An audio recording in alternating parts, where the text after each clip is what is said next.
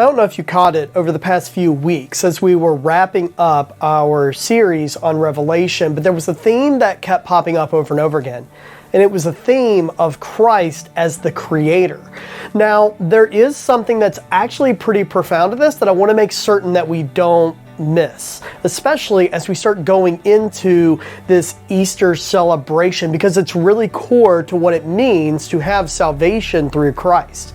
But first, consider that role of being the creator. This is something that we saw once again in our Revelation study, and you'll read it once again here in your small groups. But this actually kind of manifests itself in two different ways that I think sometimes people don't spend enough time just stopping and maybe considering why that exactly is so profound. And the first is this.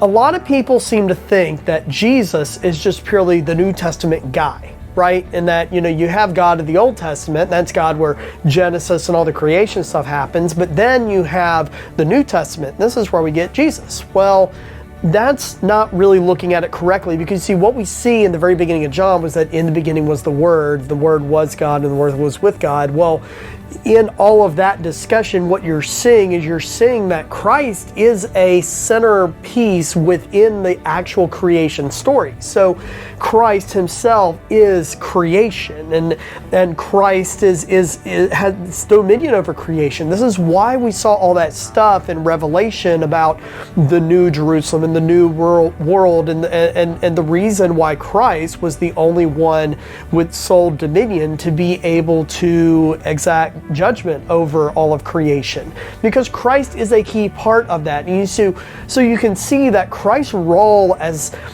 a master creator is actually a very important part of his nature, and it's something that you have to keep in mind if a lot of other things in the Bible, including Revelation and other stuff, is going to make sense. But that also includes the entire idea of Christ recreating us, the whole idea of salvation.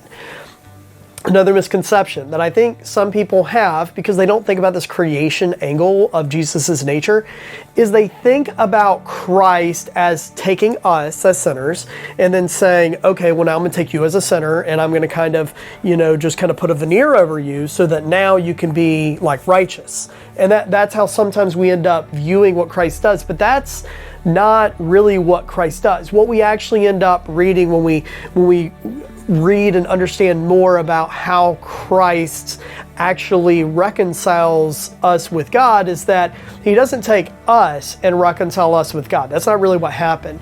What we actually see, and it's one of the other things you guys will read, it's 2 Corinthians 5:17, very famous verse, is that that Christ has made us new creations. And so it doesn't say that Christ takes us and then just kind of covers us up or patches us up, but instead it's that Christ actually makes us something new. Well, you can see that in the verses following this very famous verse, the mechanics of this, where it says that Christ actually took upon himself all of our sin and then reconciled himself with God.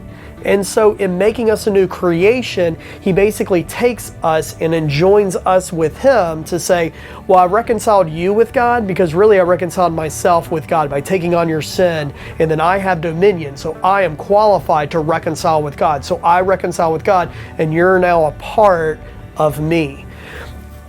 That might seem like it's a little bit nuanced, but it really is quite profound, because that has a very real implication on how we live our lives and how we perceive our lives before we knew Christ and after we knew Christ. Because if we sit here and we see ourselves as fundamentally not really any different than we were before we knew Christ, then we have to ask ourselves, are we actually being recreated, or are we trying to have salvation on our own terms? Are we actually permitting ourselves to become the new creation that Christ can then enjoin with us and then be reconciled with God? Or are we trying to have reconciliation but have it on terms that maybe we dictate?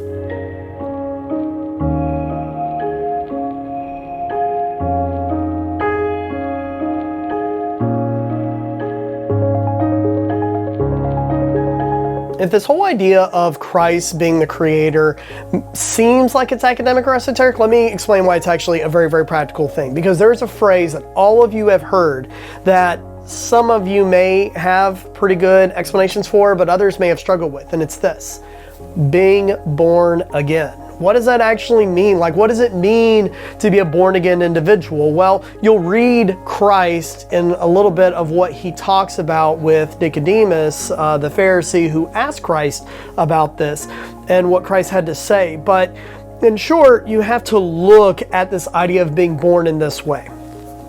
You will live your life to perpetuate and sustain whatever it is you are born of. So what I mean by that is, if you are somebody who is born of the flesh, then think about it. What is the flesh value? The flesh values needs, wants, and then reason. That's basically what it is: needs, wants, and reason. So if you look at your life and the culmination of everything you live for, and you say, I'm pretty much driven by that, things that I need, things that I want, and things that I can reason, then that is very much a living and being driven purely according to the flesh. That's very much what that is. But apply that exact same logic to being born of the Spirit, what Christ describes as born again. Well, you're not going to be driven by needs and wants and reason. All of a sudden, you're going to be driven by your sense of worship. You're going to be driven by a sense of calling, and you're going to be driven by a desire to go deeper in relationship, what we would call discipleship.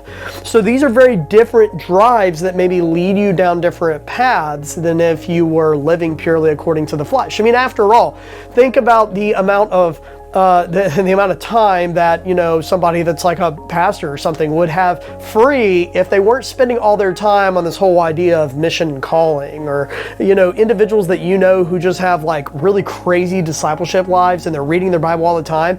How many other things could they read or learn if they weren't spending their time on the whole Bible book thing? I mean, you can see it in the lives of people who are born again and are born of the Spirit, how they live differently than people who are living according to the flesh. So that $1 million question then is, if I were to examine my own life and the things that drive how I live, how I prioritize things, would it look a lot like somebody who is sustaining the flesh, meaning I am really embracing being born of the flesh? Or would I look like somebody who is attempting to sustain what I have been born of, being born in the Spirit, being born again?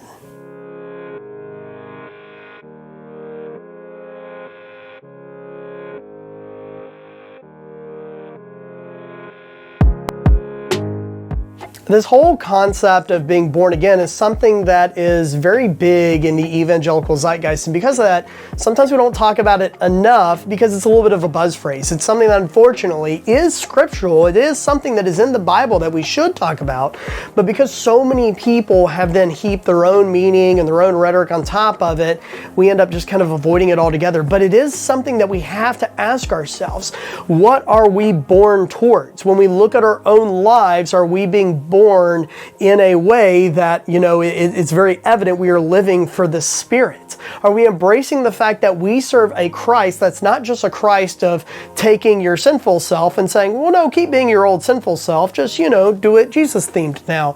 But instead, we serve a Christ that is a transformative Christ, a Christ that says, I actually want to make you a new creation so that you are no longer inhibited by all those things that maybe previously held you down. It is the question that we all have to ask ourselves. What are we and how are we currently living?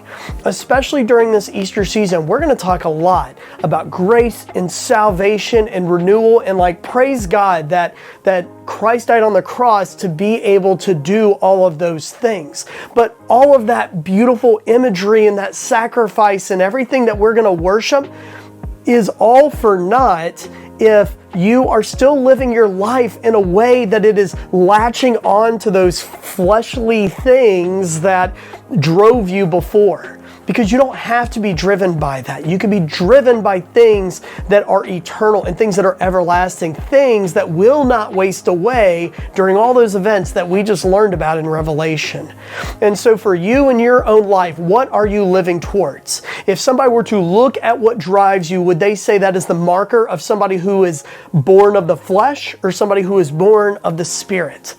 And if you're somebody who looks at your life and says, I feel like I'm being born of the flesh and that's what drives me, then you have a decision to make. Do you want to choose to live of the flesh that is ultimately destined for decay, or do you want to live for life? That is the decision before us, and that is what it means to be born again.